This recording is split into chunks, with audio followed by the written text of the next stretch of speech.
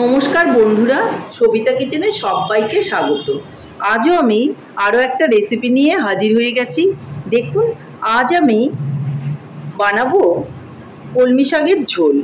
কলমি শাক তো অনেকেই অনেক রকমভাবে খেয়েছেন, কিন্তু একবার আমার মতো এভাবে ঝোল বানিয়ে খান, দেখবেন খেতে ভীষণই ভালো লাগবে।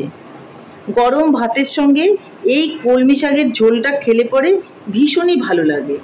রান্নাটা খুবই সহজ আর খেতে ভীষণই ভালো, সময়ও খুব কম লাগে, ঝটপট খুব তাড়াতাড়ি রান্নাটা বানিয়ে ফেলা যায়।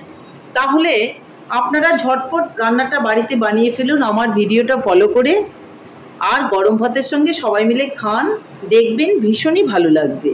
তাহলে এই কলমি শাকের ঝোলটা আমি কি করে বানালাম সেটাই দেখে নেওয়া যাক।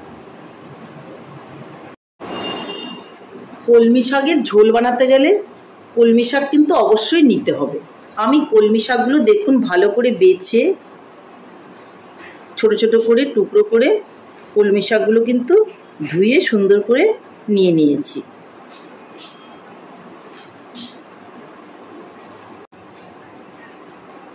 কলমি শাকের ঝোলের মধ্যে দিব আমি আলু, যার জন্য আলুগুলো আমি লম্বা লম্বা করে এভাবে কেটে নিয়েছি। এদিকে আমি একটা কড়াই বসিয়ে তাতে আমি তেল দিয়ে দেব।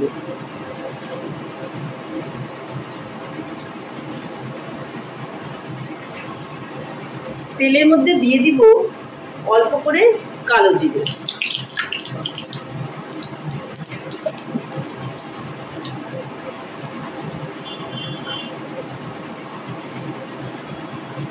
তারপর আমি আলুগুলোকে ছেড়ে দেব।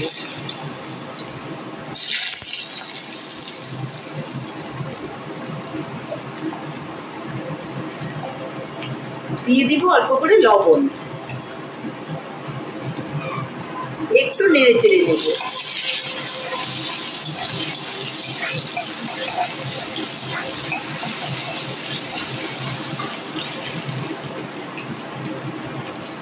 এখন আমি এর মধ্যে দিয়ে দিব কাঁচা লঙ্কা,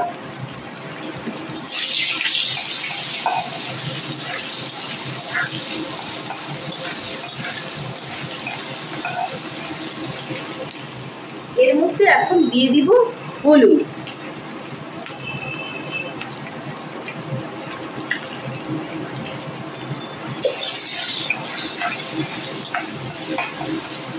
এখন আমি কলমি শাকগুলো দিয়ে দিব।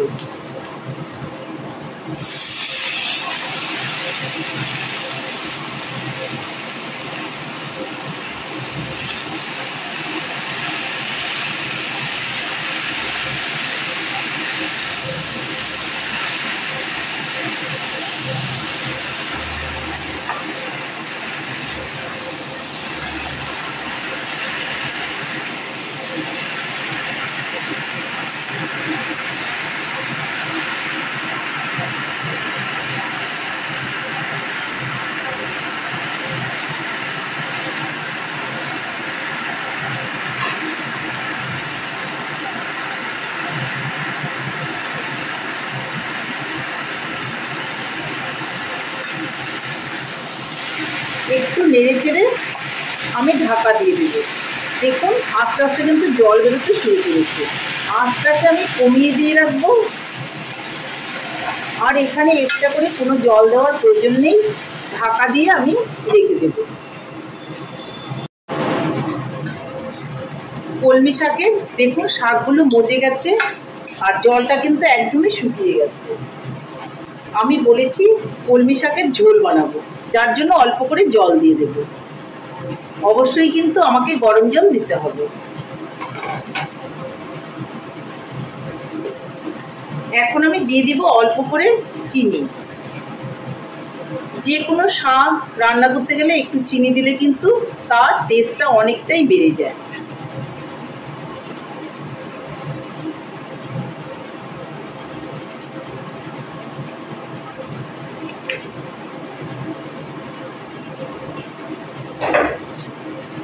এই সময় কিন্তু একটু লবণটা দেখে নিতে পারেন।